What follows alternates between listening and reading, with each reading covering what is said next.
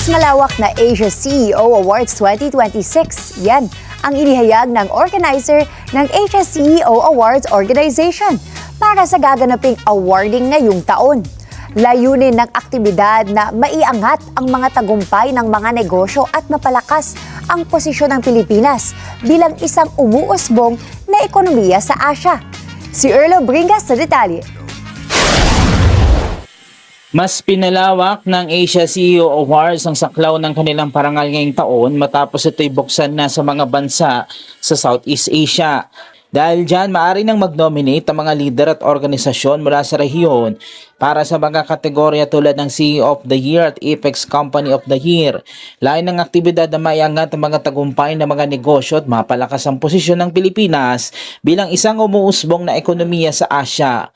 Ayon sa mga organizer, sa kabila ng mga hamon na nanatiling malakas ang potensyal ng bansa at patuloy ang pag-angat ng ekonomiya kumpara sa ibang bansa.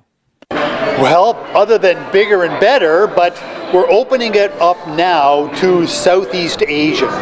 So Southeast Asian countries and people, leaders, can nominate for the CEO of the Year Award and the Apex Company of the Year Award. That is one thing. The second is, well, it's tougher times this year, but Philippines seems to be doing well. So we want to make the event bigger and better to really highlight the Philippines as a real growth story within Asia. Binigyan din na ang Asia CEO Awards ay nagsisilbing plataforma para ipakilala mga success stories ng mga kumpanya at lider at maiposisyon ng Pilipinas sa pandaigdigang entablado bilang isang mahalagang destinasyon para sa mga negosyo. Bukas naman ang nominasyon hanggang August 15 ngayong taon. Well, the saying is, tough times don't last, tough people do. And from what I understand, speaking especially to the older Filipinos, is this isn't that bad compared to things that have been through in the past. And Philippines has the momentum and the skills to continue growing, I would say, stronger than other countries. Tiniyak din ng mga organizer na ang mga parangal ay ibinibigay batay sa merit at hindi sa anupaman. Sa kabuuan, layon ng pagpapalawak ng Asia CEO Awards na kilalanin ng mga natatanging lider at kumpanya sa rehiyon at ipakita ang kakayanan ng Pilipinas bilang isang lumalagong bansa sa Asia. Para sa mga nasa business industry, malaki na itulong sa kanilang organisasyon ng Asia CEO Awards at mas lalo pang nakilala din ang Filipino talent sa buong mundo. These type of business awards is really to highlight and showcase the Filipino talent.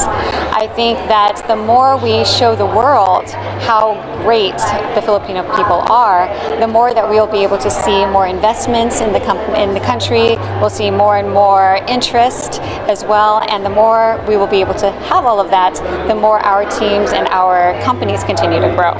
The importance of the Asia CEO Awards is it's a community of businesses in the Philippines that highlight the capabilities of the Filipino talents, and not only in the country, but it also highlights it in the global space and of course in the Asia region.